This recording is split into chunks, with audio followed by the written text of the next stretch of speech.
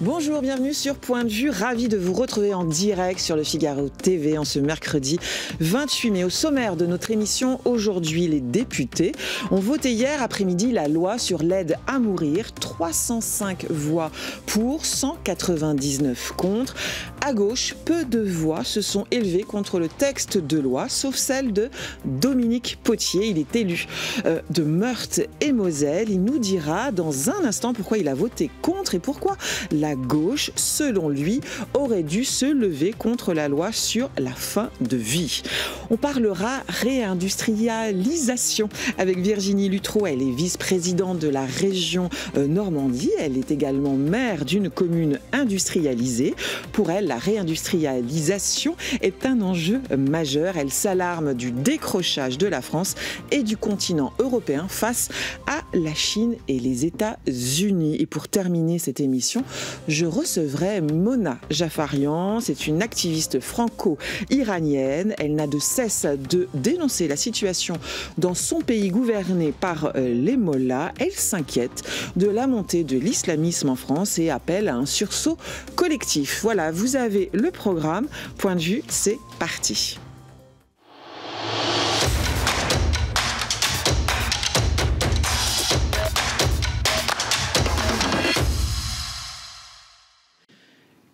Bonjour Dominique Potier. Bonjour Anne-Emmanuel. Vous êtes député PS de Meurthe-et-Moselle.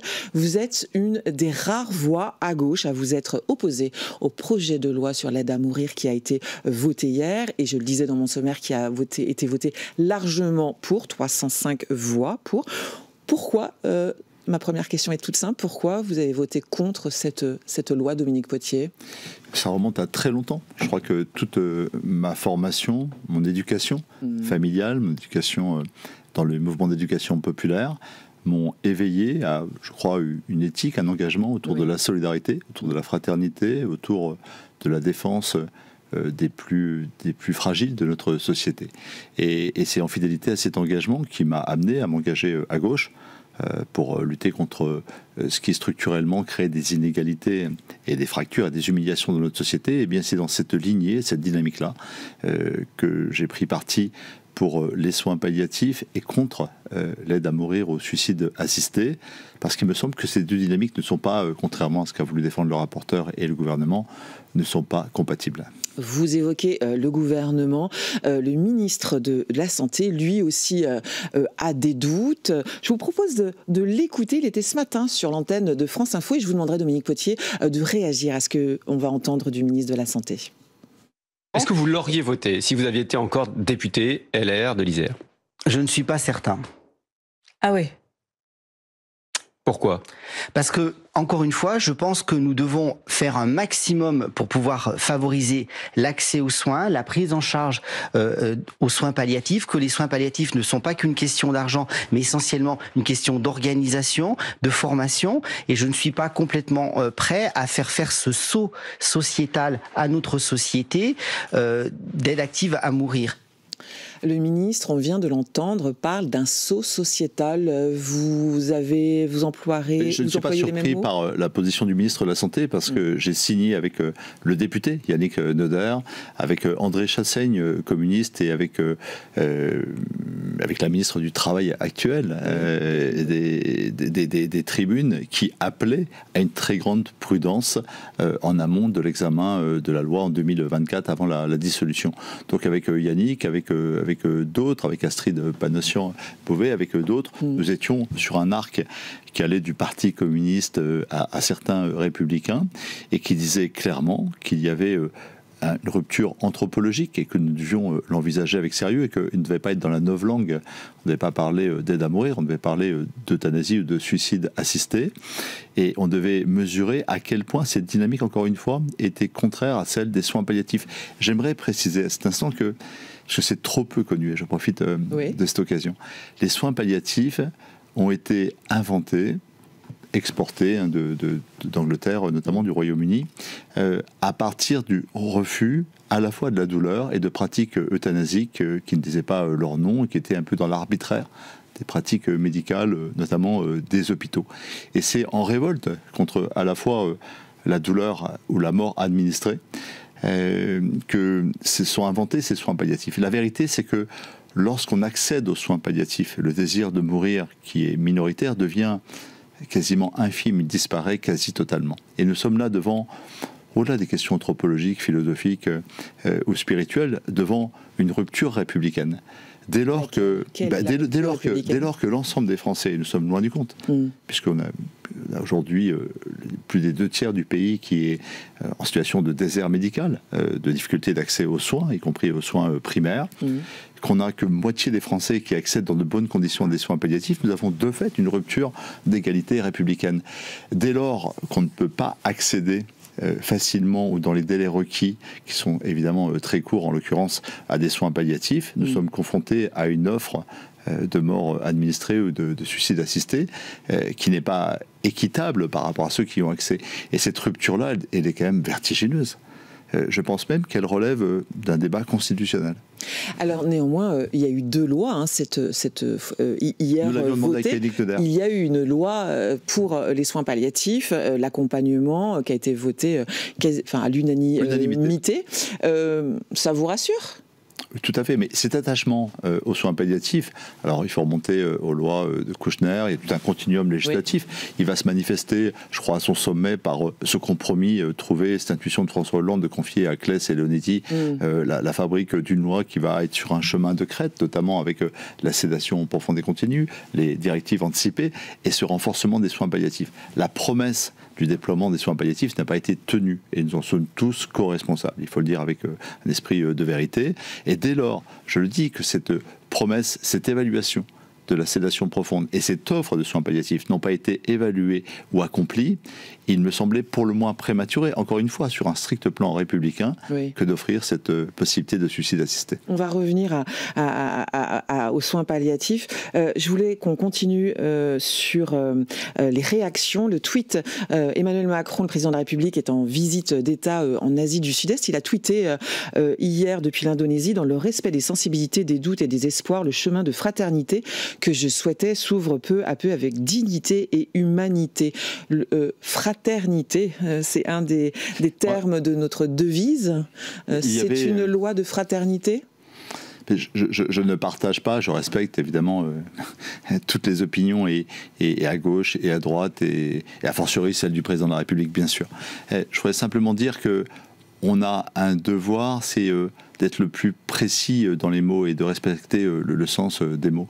En l'occurrence, je note que tous les partisans de l'aide active à mourir se sont efforcés dans les superlatifs de fraternité, d'humanité, de dignité, comme s'il y avait quelque chose à se reprocher, quelque chose comme une mauvaise conscience. Voilà, donc on a vu tous ces superlatifs. Pour ma part, le choix qui est fait à travers l'aide active à mourir, c'est un choix de liberté individuelle en ça. C'est un pas vers la liberté individuelle, mais je considère, pour ma part, qu'elle est au détriment de notre solidarité collective et de la solidarité que nous devons aux plus fragiles d'entre nous.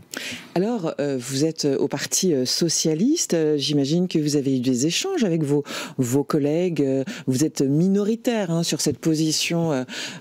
À peu près 10% du groupe s'est abstenu à voter contre. Quels ont été les arguments échangés ?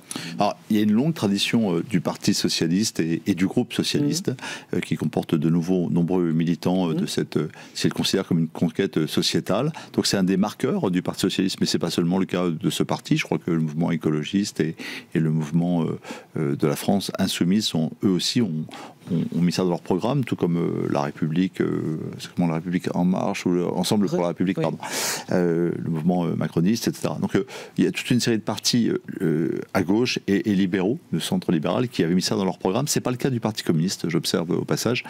Alors, si vous voulez savoir l'ambiance sur ce débat au sein du groupe socialiste, je voudrais rendre hommage à tous mes collègues, camarades et amis du groupe socialiste, parce que ça s'est très bien passé.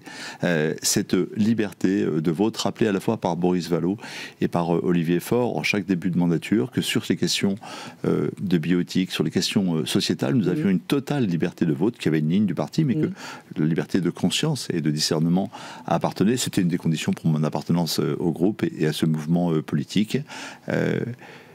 Moi, le message que j'essaie de faire passer depuis la gauche, c'est que nous sommes un petit peu comme à contretemps, c'est ce que je ressens profondément. Nous devrions du côté de la protection du commun, de ce qui fait société.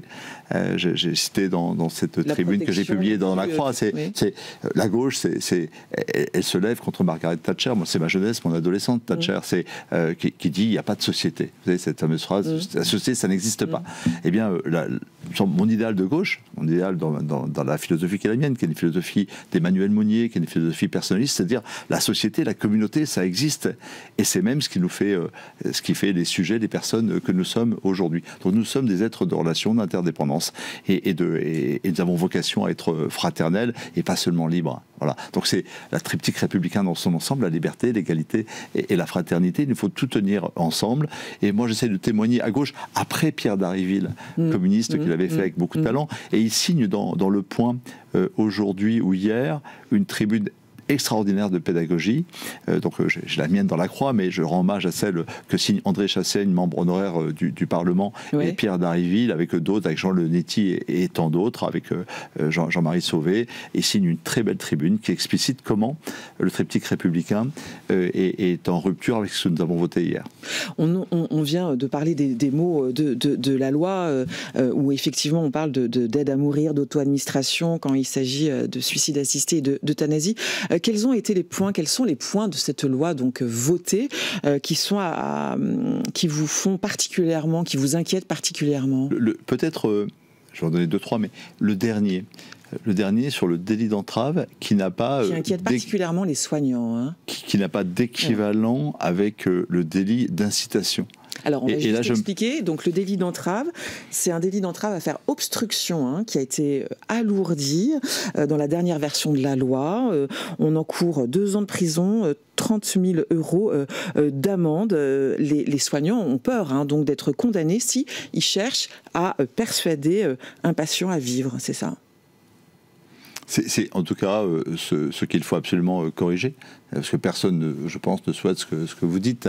Mais en tout cas, la loi telle qu'elle est écrite pourrait se traduire ainsi. Bon, ça serait une atteinte. Moi, je suis très attentif à ce que disent depuis le début de cette loi, à ce que disent les soignants, ceux qui sont les soignants en général et les soignants en soins palliatifs en particulier, parce qu'ils font là preuve d'une double charité, celle de l'acte de soigner, mais ils ne soignent pas seulement les corps, ils accompagnent les esprits, ils accompagnent la personne dans sa plénitude, dans sa complétude, âme et esprit, et c'est des lieux d'une extraordinaire humanité. Et ces soignants sont des témoins, ils sont aux frontières de la vie et de la mort, confrontés à la diversité de nos concitoyens, et leur expérience, me semble-t-il, n'a pas été assez entendue, et je le regrette vivement. En tout cas, pour avoir cheminé avec eux, je sais une chose, c'est que lorsqu'ils accompagnent quelqu'un et qu'ils lui disent que sa vie a du prix, je ne voudrais pas qu'il y ait à aucun moment donné le sentiment qu'il y a une entrave à la loi. Donc je pense que ce chapitre-là doit être corrigé, précisé, corrigé et au minimum équilibré avec un délit d'incitation à l'aide active à mourir. Il faut qu'on retrouve sur ce chemin-là, un chemin de simple humanité, j'ai envie de dire une décence commune. Vous savez, cet idéal de la liberté, moi j'ai écrit que c'était une fiction libérale et bourgeoise, et qu'elle aurait forcément... on n'est pas libre de la même manière quand on a des contraintes économiques, lorsqu'on est seul, isolé, lorsqu'on est en rupture avec la société, lorsqu'on est en situation de handicap. Le mouvement antivalidiste qui, à la fin de ce débat sur l'aide active à mourir, s'est fait entendre sur la place publique, va continuer son œuvre. Il va nous dire que nous n'avons pas que la dignité humaine est inconditionnelle. Et pour moi, l'interdit de donner la mort ou de se donner la mort dans la République, qui est l'héritage d'une sagesse antique, qui s'est traduit dans une éthique du suicide, des pénalisations, interdit symbolique, des pénalisations, et quand quelqu'un s'est suicidé, on cherche à le réanimer à tout prix contre son gré. Ça pose la question de la prévention du suicide à l'heure actuelle. Bien sûr, ça a des conséquences énormes. Et puis, l'abolition de la peine de mort, qui pour moi est le sommet de ce refus de donner la mort en toutes circonstances. C'est Robert Badinter, et c'est pour moi le sommet de ce qu'est la gauche et la République. Eh bien, c'est tout cela qui est en jeu aujourd'hui. Cet interdit dit que la dignité de la vie humaine, quelles que soient les circonstances, est inconditionnelle. Et cette rupture, elle est là. C'est dès lors sorte qu'elle n'est plus inconditionnelle et que les conditions qui sont fixées dans le périmètre des personnes éligibles est pour le moins floue, que la collégialité elle-même est fragile, que les lieux où la mort va se donner vont être des lieux qui vont changer toute la représentation, que chacun va être sommé de se demander si sa vie vaut le coup d'être vécue. Autrement dit, on va créer une nouvelle norme est-ce que ma vie vaut le coup d'être vécue? Eh bien, tout ça, c'est tout sauf innocent. Ça a justifié le combat qui est le mien, qui n'est pas un combat isolé. On a été nombreux à gauche, enfin quelques-uns plutôt à gauche, à le porter. Oui. Et je crois profondément que dans la vie politique aujourd'hui, les frontières entre ce qu'on a appelé progressistes et conservateurs ne rendent pas compte des dynamiques profondes et souterraines qui animent la vie politique. Il m'importait en tout cas, dans ce combat-là, de porter une voix d'un humanisme singulier, celui héritier d'une pensée, notamment pour ma part personnaliste, c'est Ricoeur, c'est Mounier, c'est surtout une expérience humaine, un engagement de tous les jours. Je me bats avec la même force contre le suicide assisté que je me bats contre le travail des enfants au bout des chaînes de production mondialisées ou contre les privilèges fiscaux. Est-ce qu'il n'y a pas une dimension économique cachée derrière cette loi à l'heure où l'État est lourdement endetté? Hier, la Cour des comptes a pointé un risque de plus en plus sérieux de crise de liquidité des sécurités sociales. Les soins palliatifs, c'est beaucoup d'argent. C'est vertigineux. Aussi. Dans les 3 derniers mois de notre vie, on utilise des moyens publics à peu près équivalents de ce qu'on a utilisé le restant de sa vie. Donc, vous imaginez le risque d'une pensée économique rationnelle, comptable, qui vienne in fine, de façon imperceptible, influencer notre regard. Voilà. Donc, il y a ce risque, si vous voulez, qu'une liberté sociétale proclamée par les libéraux de droite et de gauche ne devienne le complice finalement d'une logique comptable, rationnelle, de sobriété en matière d'argent public qui vienne affaiblir nos solidarités publiques. Ce serait un paradoxe terrible pour la gauche. Voilà, sur ce point, je suis un lanceur d'alerte et nous devrons au minimum vérifier que... Ça a été évoqué, cette dimension économique avec vos collègues? Elle a été évoquée parce que quand on dit ma décision n'a pas... le grand argument des partisans de l'aide active à mourir, c'était de dire que c'était une liberté qui n'avait pas de conséquences pour les autres. Je dis que non seulement ça avait une conséquence psychologique, sociale dans son environnement, d'une part, que d'autre part, ça avait une conséquence sur le lieu où ça se produisait, qui dans sa représentation symbolique, changeait. Ce lieu qui était où on accompagnait la vie jusqu'au bout devient un lieu où potentiellement on peut se donner la mort ou recevoir cette mort. Et enfin, ça pouvait avoir une conséquence sur la société en tant que arbitrage démocratique sur les comptes publics. Dès lors qu'on a ouvert cette voie, on peut penser qu'il peut y avoir une tentation de lever le pied sur les soins palliatifs. C'est en tout cas ce que nous observons la documentation internationale nous invite à être extrêmement prudents sur ce point. Dernière question, vous êtes député de Meurthe et Moselle. Que disent vos administrés de ce sujet et de votre position à vous, Dominique Potier? Alors, je pense qu'il y a... La majorité des habitants de la circonscription, des concitoyens de la circonscription, sont plutôt favorables, comme l'ensemble des Français, oui, à cette loi. Donc, moi, en tout cas, je ne l'ai pas fait en tout cas par démagogie, ça prouve. Je l'ai fait par conviction. Je pense que si tout le monde avait écouté la majorité des concitoyens de sa circonscription, on aurait eu un vote à 100% pour cette loi. Et c'est pas comme ça qu'on légifère. On légifère aussi en conscience, dans la nuance, dans ce courage de la nuance et de l'acceptation de la différence. Écoutez, moi, je suis témoin. Je suis sûr que derrière moi, à gauche, notamment pour les personnes les plus engagées aux périphéries de la société et du monde, il y a beaucoup de personnes, j'en reçois énormément de messages de personnes de gauche qui me disent que je suis aussi leur porte-voix. J'exprime cette diversité de la gauche, ça c'est précieux. Et j'exprime dans l'Assemblée, je pense que les concitoyens de la 5e circonscription de Meurthe-et-Moselle me le pardonnent volontiers, voire l'acceptent, et pour certains en sont fiers, quelle que soit leur conviction. J'ai organisé, comme je le fais beaucoup sur les grands débats, j'avais fait sur le narcotrafic, en invitant le sénateur de gauche qui avait inspiré cette grande loi sur le narcotrafic. J'avais invité Claire Fourcade et les militants les plus radicaux, ils sont même au-delà de la DMD. Bon, voilà. Et on avait une petite centaine de personnes. Le débat s'est très bien déroulé, avec une très grande civilité, un grand respect. Il a été d'un très haut niveau. On a pris à peu près une vingtaine de questions. Et au bout de ces 2 heures de débat, en sortant, beaucoup de nos concitoyens qui étaient là m'ont dit « mais j'ai évolué, le doute s'est installé ». En tout cas, ils avaient grandi dans le débat. Et je voulais le saluer. je voulais le saluer. L'Assemblée nationale s'est honorée d'avoir un débat de bonne tenue sur cette question, et ça je le salue profondément. J'en suis sûr qu'il en sera de même au Sénat et que la deuxième lecture sera encore plus édifiante. Effectivement, le texte va être examiné au Sénat fin septembre, début octobre, et revenir en seconde lecture à l'Assemblée nationale. Merci Dominique Potier d'avoir été avec nous et de nous avoir livré votre point de vue. Je rappelle que vous êtes député PS de Meurthe-et-Moselle. Merci à vous. La réindustrialisation de la France et de l'Europe, c'est la bataille de ma prochaine invitée. Virginie Luttrau est vice-présidente de la région Normandie. Elle est également maire d'une commune très industrialisée. Elle s'alarme du décrochage du continent européen et de la France face à la Chine et les États-Unis. Elle porte sur le territoire normand 2 projets, dont celui de la Cité du Textile de demain. Je vous propose de regarder quelques images et puis on se retrouve tout de suite après avec elle. L'établissement public foncier de Normandie est un établissement public qui accompagne les collectivités pour faciliter l'aménagement futur de leur territoire. Dans ce cadre-là, nous intervenons depuis de nombreuses années sur les friches. La collectivité de Cossenaglo nous a sollicité pour l'aider à définir, à travailler sur le devenir de ce site. D'abord par des études que nous avons réalisées en maîtrise d'ouvrage et que nous avons cofinancées dans le cadre de la convention qui nous lie avec la région Normandie.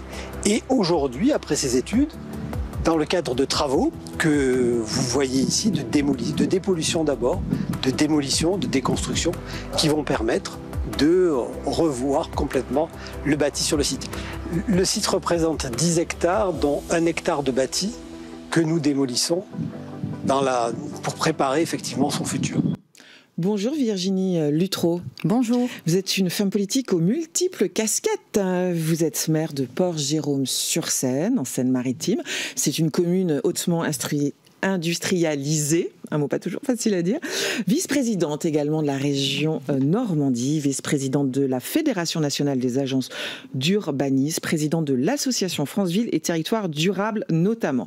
Votre combat, c'est la réindustrialisation de la France, un objectif majeur. Pourquoi c'est si important à vos yeux? Je dirais même pourquoi c'est vital, si je peux employer ce mot. C'est vital particulièrement pour notre territoire, puisqu'on est industriel depuis 100 ans. On s'est construit sur ça. Et pour moi, l'industrialisation, c'est avant tout une affaire de société. La première solidarité, c'est l'emploi. Trouver un emploi, c'est s'intégrer dans la société, c'est l'épanouissement. Donc c'est pour ça, comme vous l'avez dit, que c'est un combat vital. Un combat vital renforcé, d'autant plus important, je dirais, depuis cette guerre commerciale qui a été déclenchée par les États-Unis avec les taxes. Bah, clairement. Oui. Aujourd'hui, on est touché de plein fouet. D'ailleurs, nous abritons un certain nombre d'entreprises industrielles américaines et nous avons des futurs investisseurs aussi américains qui regardent cela de près.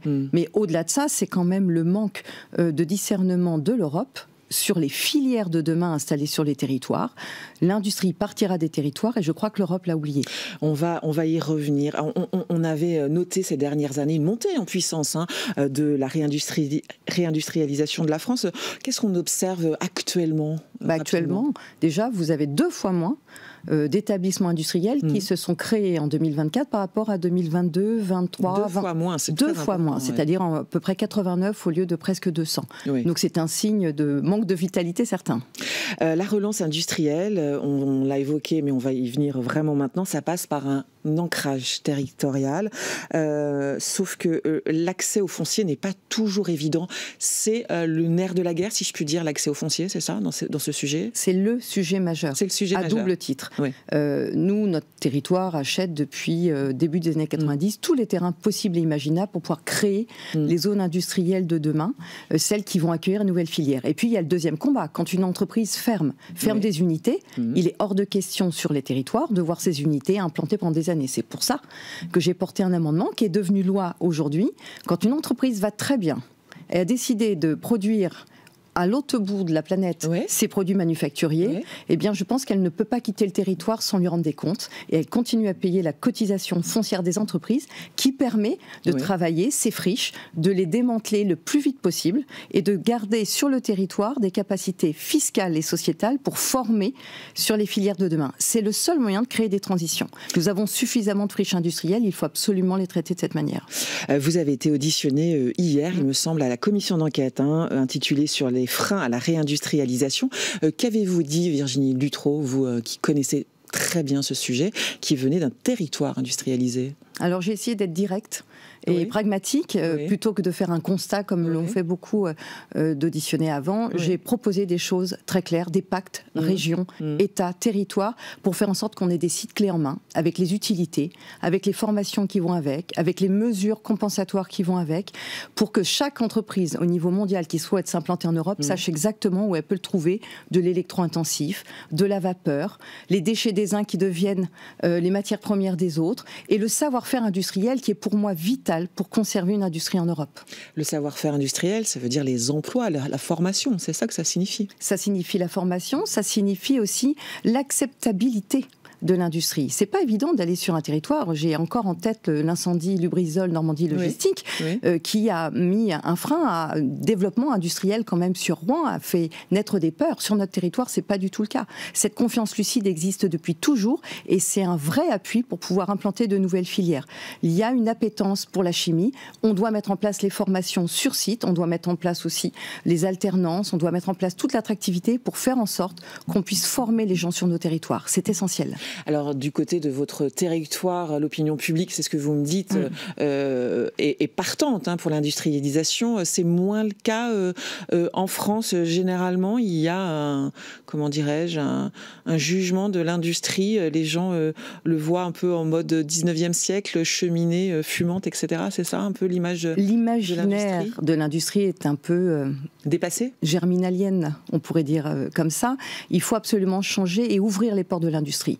À l'entrée de mon territoire, je monte la cité du plastique de demain ou la cité de la chimie de demain plus large. Pourquoi ? Pour que l'industrie puisse aussi avoir un showroom au cœur de ville et présenter à l'ensemble de la population et des futurs salariés dans quoi ils vont travailler, pourquoi ils vont travailler et la nécessaire réindustrialisation manufacturière de la France et de l'Europe. Ça veut dire peut-être aller aussi dans les écoles, parce que ça part aussi des écoles, que les élèves aient en tête ce secteur, que c'est un secteur où il y a des emplois et des emplois intéressants et nous le faisons et qui dépassent l'image d'Émile Zola et de Germinal, par exemple, c'est ça? Alors nous le faisons, nous emmenons toutes les classes de 3e et même avant, 5e, 4e, dans toutes les industries, une semaine par an. Elles ont le loisir d'ouvrir leurs portes et d'expliquer leur métier. Moi je leur dis à chaque fois, vaut mieux être comptable dans l'industrie peut-être que dans d'autres métiers tertiaires qui sont moins bien payés. C'est une belle rémunération, ce sont des vrais projets de carrière, mais je crois qu'il faut que j'emmène les parents dans les usines. C'est les parents qui décident. Je crois qu'il faut que j'emmène toute l'éducation nationale aussi. Donc je pense qu'il y a encore des choses à faire et je ne baisserai pas les bras de ce point de vue-là en tout cas. On va parler concret. Vous avez évoqué sur votre territoire de Normandie la cité du textile de demain. De quoi s'agit-il ? Pour nous, notre territoire carboné, industriel, a entamé sa mutation en décarbonation et on a compris qu'il fallait aussi utiliser les ressources de notre sol. Depuis longtemps, on a identifié la main-d'œuvre. On a aussi envie de travailler nos fibres libériennes. Le lin est fabriqué en Normandie et sa valeur ajoutée part en Chine. Et nous, on la rachète beaucoup plus cher, alors qu'on fabrique tout ici. Je pense que nous devons aussi travailler tout ce qui est recyclage de plastique moléculaire. C'est l'entreprise Eastman, qu'on en parlera peut-être un peu plus tard, mais cette entreprise fait de l'emballage en plastique recyclé, mais aussi du textile. Et puis vous avez tout le biosourcé. Nous implantons ici l'entreprise Foutero, un groupe belge, qui va faire aussi de l'emballage avec du polylactique acide, mais qui fait aussi des t-shirts grâce à cette matière. Ça veut dire qu'on a toute une filière possible et pour nous l'angle d'attaque c'est d'avoir la formation du CAP jusqu'au master mais aussi la machine-outil. Pour avoir un modèle économique viable, il ne faut pas seulement avoir des incantations, il faut absolument qu'on puisse en France redévelopper des machines-outils qui permettront le tissage et garder la valeur ajoutée. Et c'est de la filière courte. Et à quelle date va s'ouvrir cette cité du textile et combien d'emplois sont prévus? Alors cette cité du textile est sur une friche industrielle qui aujourd'hui abrite déjà un musée Oui. Donc nous refaisons le musée qui était autour de la machine-outil et aussi des Indiennes qui sont en matière de design textile à la pointe de ce qui se fait aujourd'hui en décoration.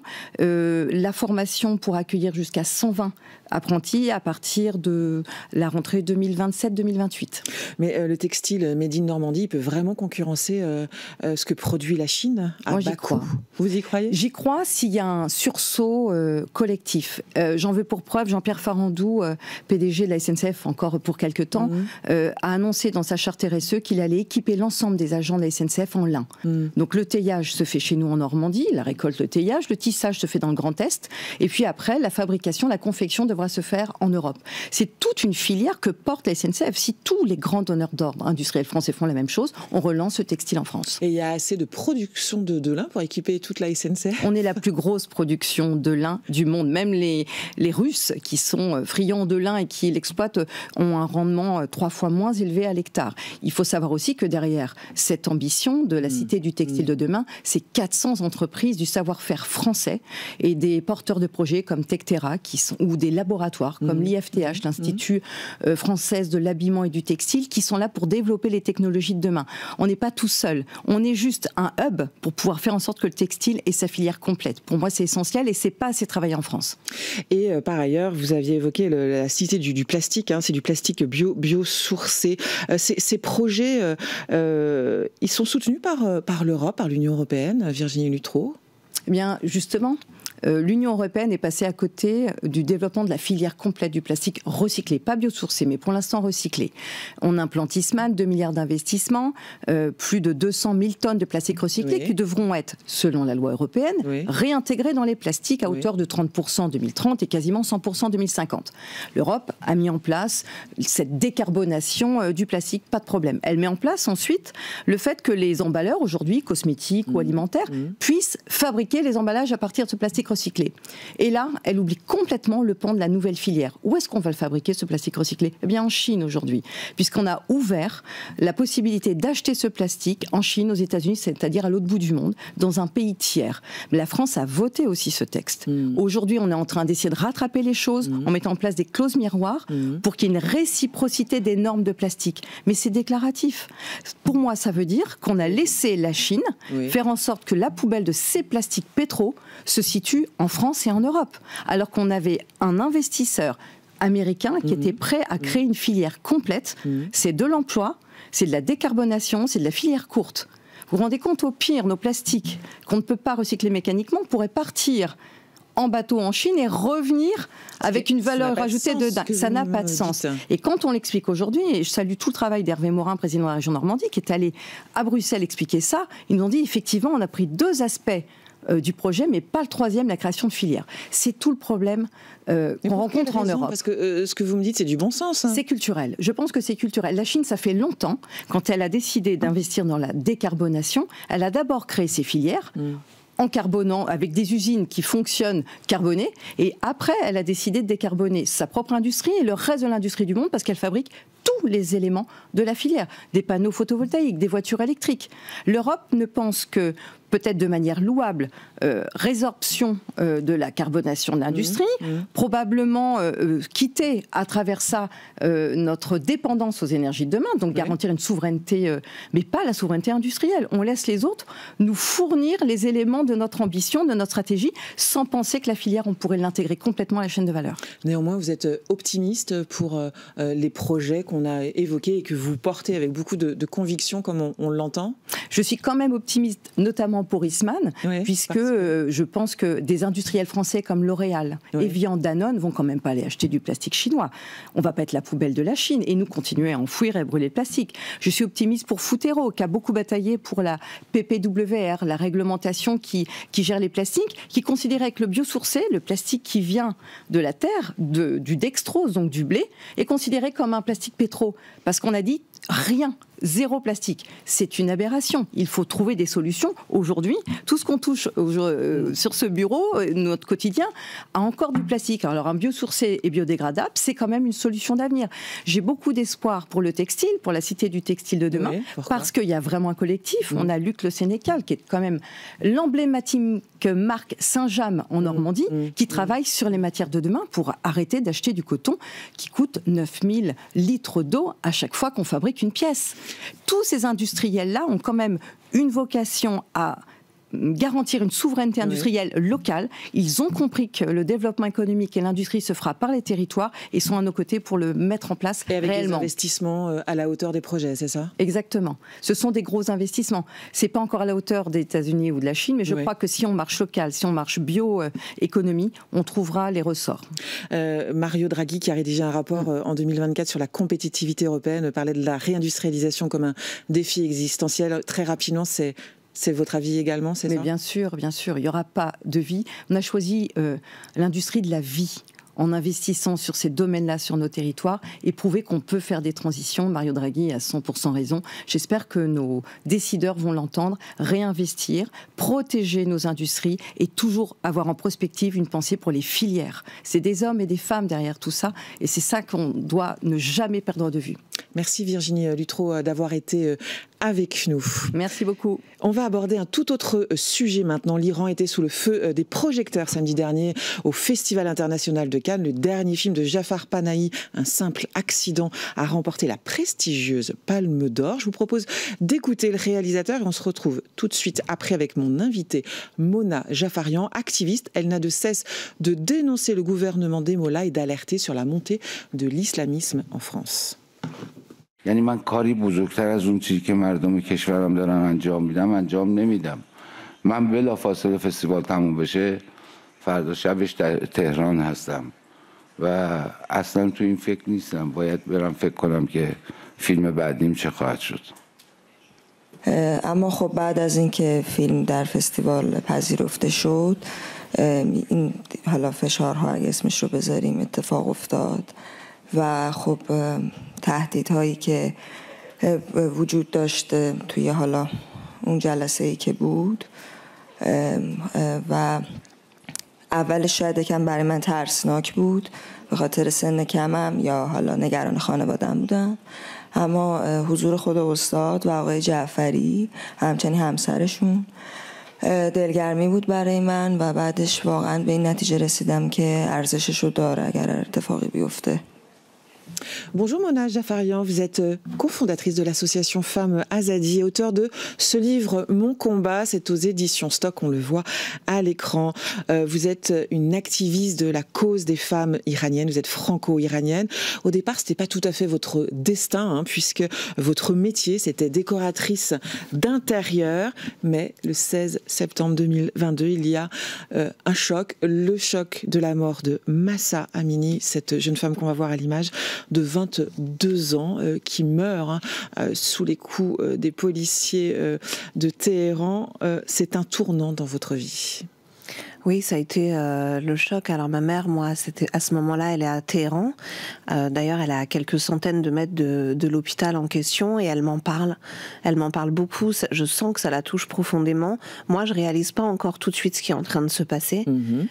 Et puis, elle reste dans le coma quelques jours et puis elle décède. Et le pays s'embrase, littéralement, au Baloutchistan, à Téhéran, au Kurdistan. On se souvient partout, de ces manifestations partout. Et de ce mouvement, Femmes, Vie, Liberté. Exactement. Et les slogans sont très nets dès le départ, puisque les gens sortent dans la rue en criant « Abba Khamenei, Abba la République islamique ». Donc il n'y a aucun doute sur les motivations qui poussent les gens à sortir. Et là, c'est la bascule totale. Je ne fais que ça, je ne regarde que ça. Je sens dans mon cœur, dans mon corps, c'est viscéral, et je me dis que le seul moyen que j'ai de survivre à la souffrance, de voir mon peuple se faire littéralement massacrer dans les rues, c'est de faire quelque chose à ma petite échelle, et c'est comme ça que commence mon activisme à ce moment-là. Et puis il y a une autre date, choc aussi pour vous, c'est celle du 7 octobre 2023. Pourquoi les attaques terroristes du Hamas sur Israël ont provoqué à nouveau un choc dans votre vie? Il y a eu plusieurs aspects. D'abord, il y a eu une part de colère, puisque nous, ça faisait déjà plus d'1 an qu'on alertait sur la dangerosité du régime. Les activistes iraniens. Exactement, à travers le monde, et aussi avec mon association Femmes Azadi, pour dire qu'il fallait absolument classer les gardiens de la révolution comme organisation terroriste, que Khomeini était au pied du mur et que comme à chaque fois qu'il est au pied du mur, il va activer ses proxys terroristes. Et finalement, nous, le seul aspect sur lequel on s'est trompé, c'est qu'on pensait que ce serait certainement l'Europe qui serait touchée par une attaque d'une grande ampleur. Et il s'avère que c'était Israël. Donc ça a été un choc parce que c'est quand même un des pays les plus sécurisés au monde. Alors, passé cette colère, il y a eu une souffrance terrible parce que quand on voyait les victimes de Nova, quand on voyait le visage de ces jeunes femmes, de ces jeunes hommes, eh bien on avait l'impression de revoir Nico, Sarina, Mahsa, finalement nos victimes. Jeunes femmes, les jeunes gens, exactement, c'est ça, plein de vies. 1 an après, exactement. En fait, le mouvement. Et les mêmes méthodes, les mêmes viols, les mêmes tortures. Cet obscurantisme-là, cet islamisme-là, nous on le connaît depuis 46 ans, donc peut-être qu'on a été le premier peuple à croire tout, à savoir exactement ce qui est en train de se passer là-bas. Et c'est vrai, quand j'ai commencé à voir en Occident des associations féministes demander des preuves, des vidéos, certaines personnes remettre en doute la parole des victimes, c'est là où j'ai réalisé qu'en fait cette bascule idéologique était en train de se faire et que les milieux militants d'ultra-gauche et l'islamisme étaient en train de prendre le dessus dans beaucoup de secteurs. Et c'est là où en fait mon activisme a pris une nouvelle forme, puisque j'ai décidé aussi de combattre ces deux idéologies en France même. Voilà, vous combattez cette idéologie en Iran, en relayant ce qui se passe, et puis vous alertez également sur ce qui se passe en France.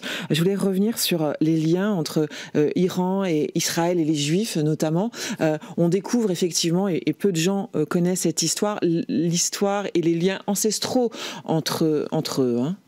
Oui, c'est vrai que ça a été une surprise pour tout le monde au lendemain du 7 octobre, puisque au Canada, aux États-Unis, en Europe, partout, on a pu voir des Iraniens avec le drapeau historique du lion et du soleil iranien, à côté du drapeau israélien dans des manifestations de solidarité. Mais il faut savoir qu'il y a plus de 2000 ans, Cyrus le Grand, qui était le plus grand des rois qu'on considère nous comme le fondateur Donc on est en 2000 avant Jésus-Christ, c'est ça? On est en 600 avant Jésus-Christ. Il permet, déjà c'est celui qui va écrire les bases même des premiers droits de l'homme, avec la liberté de culte, le respect des minorités. Et donc une de ses actions très marquantes, ça va être le retour des Juifs en Israël, à Jérusalem, puisqu'il va leur permettre de revenir là-bas. Il va les aider à reconstruire, et ça a été la première étape d'une longue histoire entre le peuple juif et le peuple iranien, puisqu'après on va voir à l'époque des Pahlavis, les Shahs d'Iran sauver les Juifs irakiens qui étaient victimes de pogroms et de persécutions en Irak. Il va y avoir des dizaines de milliers de Polonais qui vont être accueillis en Iran, et même pendant la Seconde Guerre mondiale, parce que les gens ne le savent pas forcément, mais Iran veut dire terre des Aryens. Alors pas les Aryens des nazis, c'est juste le terme qui désigne l'Iran.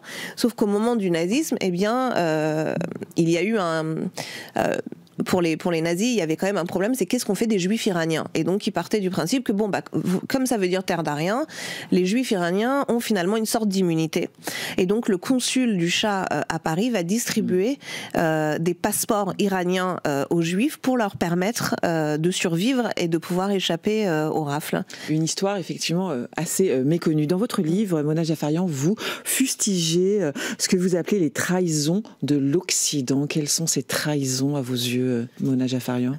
Oui, on a vécu beaucoup de trahisons parce que ce soit les grandes organisations internationales comme l'ONU, que ce soit l'Union européenne, que ce soit les États-Unis. Vous savez, on a l'impression qu'il y a un peu une inversion totale des valeurs où un peuple est en train de se battre contre un régime terroriste qui menace le monde. Quand Khomeini, ses partisans et ses proxys terroristes partout scandent mort aux États-Unis, mort à l'Occident, mort à l'Angleterre, mort à Israël, c'est pas juste des slogans, c'est une idéologie. Oui. Et chaque semaine, exactement. Et chaque semaine, sur le sol européen, il y a des tentatives d'assassinat et des tentatives d'attentats qui sont déjouées.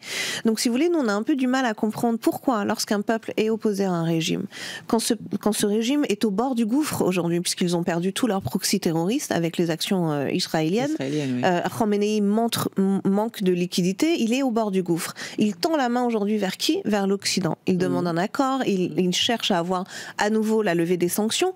Pourquoi est-ce que vous ne tournez pas le dos définitivement à un régime qui menace vos valeurs libres, démocratiques, universalistes ? C'est là où il y a eu une véritable incompréhension, et c'est pour ça que dans ce livre j'en parle aussi beaucoup, pour que les gens réalisent aussi comment nos dirigeants sont en train de nous trahir jour après jour. Quel est votre regard justement sur ce qui se passe actuellement, c'est-à-dire les discussions actuelles entre Donald Trump, président américain, et le gouvernement iranien? Ça porte sur le programme nucléaire, et il devrait y avoir, en tout cas le président Trump a dit qu'il y aurait des annonces positives selon lui dans les prochains jours.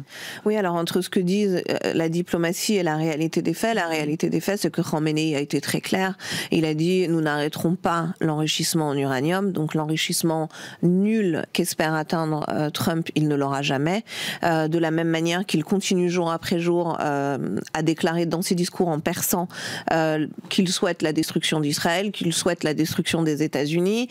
Donc si vous voulez, nous on rigole doucement, parce que la situation est quand même grave, parce qu'on a un peu l'impression que les gouvernements occidentaux écoutent les discours de diplomates iraniens dans un joli anglais, où on dit ce que les gens ont envie d'entendre, mais la réalité c'est qu'il n'y a qu'une seule personne qui décide de tout en Iran, et c'est Khamenei, et il est très clair dans ses discours. Exactement. Le réel dirigeant du et lui, pays. Il dit que sa ligne rouge, c'est qu'il n'arrêtera pas l'enrichissement nucléaire, et là il cherche à gagner du temps. Il cherche à gagner du temps pour se maintenir, d'autant plus que la France, l'Allemagne et l'Angleterre ont la possibilité de déclencher les mécanismes de snapback qui sont un énorme package de sanctions. Donc ils essayent de gagner du temps pour dépasser ce délai et ne pas avoir les sanctions sur le dos. Alors un gouvernement iranien, vous l'avez évoqué, qui a été quand même très fragilisé, notamment par les attaques israéliennes.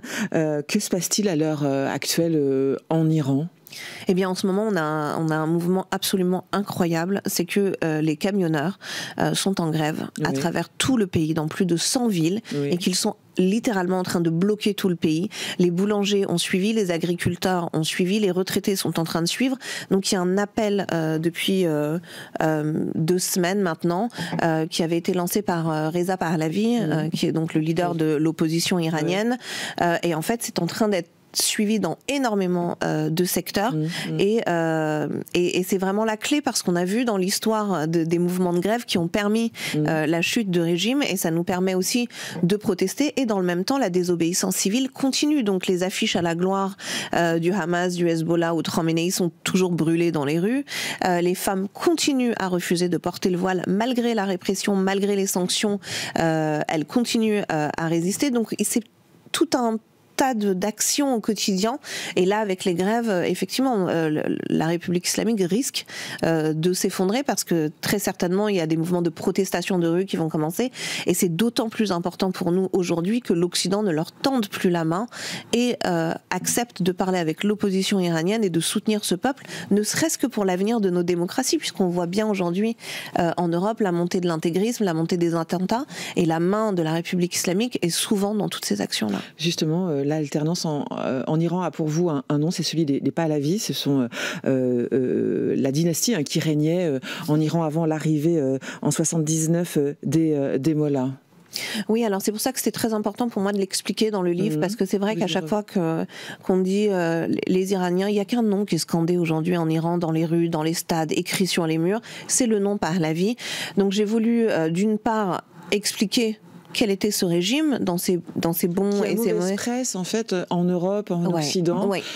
Et dans un deuxième temps, expliquer qui est Reza Pahlavi. Ça veut dire faire abstraction du nom de famille pour comprendre pourquoi les Iraniens soutiennent massivement cet homme, qui est un grand démocrate, parce que souvent les gens disent oui, vous voulez instaurer une monarchie absolue. Non, la seule chose qu'il veut, c'est prendre la tête d'un gouvernement transitoire, amener la démocratie et un vote libre au peuple, où les Iraniens décideront la forme de démocratie. Et souvent les gens nous opposent pose, oui, mais vous, les Iraniens, il y a beaucoup de monarchies. Je dis, oui, mais l'Espagne, vous voyez, il y a l'Angleterre, tout ça, c'est des monarchies. Est-ce que ça veut dire les 10 pays les plus démocratiques au monde, il y en a 5 qui sont des monarchies constitutionnelles parlementaires. Donc finalement, que les Iraniens choisissent une république ou une monarchie, peu importe. La seule chose que nous, on demande aujourd'hui, c'est que les Occidentaux arrêtent de fermer les yeux sur les volontés du peuple iranien. On est un peuple très éduqué, très éclairé et très pro-occidental. Donc il serait temps d'accepter de parler avec le leader de l'opposition et d'envisager un Moyen-Orient de l'avenir qui soit propice à toutes nos démocraties. Samedi soir avait lieu la clôture du Festival de Cannes. C'est un film iranien qui a reçu la plus grande récompense, la Palme d'Or. C'est le film du réalisateur Jafar Panahi pour son film Un dernier accident. C'est un homme qui a connu la prison, l'interdiction de sortir du territoire. Il est rentré avec beaucoup de courage, et le courage est très répandu chez vous en Iran, enfin avec les Iraniens. On le voit arriver à Téhéran avec un petit comité d'accueil. Quelle résonance ça peut avoir quand on parle de cinéma, quand on célèbre et quand on récompense un film iranien? Ça compte, c'est important ou c'est anecdotique? C'est très important parce que déjà nous on a beaucoup de mal à médiatiser notre combat qui a tendance à être oublié entre deux événements. Donc c'est vrai que quand on reçoit, vous voyez, je dis on reçoit parce que la manière dont il a reçu son prix, il l'a tellement dédié finalement à tout un peuple que chacun d'entre nous dans notre cœur on avait l'impression de recevoir cette palme d'or, et ça nous permet de remettre à chaque fois en avant notre combat et nos valeurs. Et d'ailleurs c'est ce qu'il le dit magnifiquement bien, il le dit dans l'espoir de la liberté pour l'Iran, et le fait qu'il retourne en Iran malgré les risques parce qu'il a été emprisonné de nombreuses fois. Tous ces films sont tournés clandestinement, c'est absolument incroyable. La dernière fois il a été libéré de prison parce qu'il y a eu une mobilisation justement à l'international et qu'il menait une grève de la faim, et c'est à l'image de mon peuple, courage, résilience et combativité. C'était magnifique à voir. On a évoqué le fait que vous fustigez l'inconscience, la léthargie de nos politiques ici en France.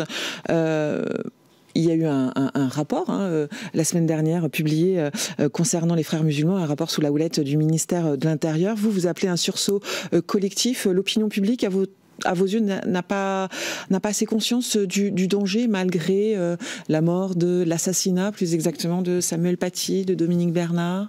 Je pense que, moi je le dis souvent quand les gens me disent est-ce que tu penses que c'est trop tard? Je dis pas du tout, faites confiance au peuple français parce que finalement... Dans votre livre vous dites West is next, West is now. Ça veut dire c'est vous maintenant l'Occident. Exactement. Et on voit les mêmes mécanismes. Vous savez, en Iran, la bascule, elle s'est faite quand il y a eu une convergence des luttes entre l'extrême gauche et les islamistes.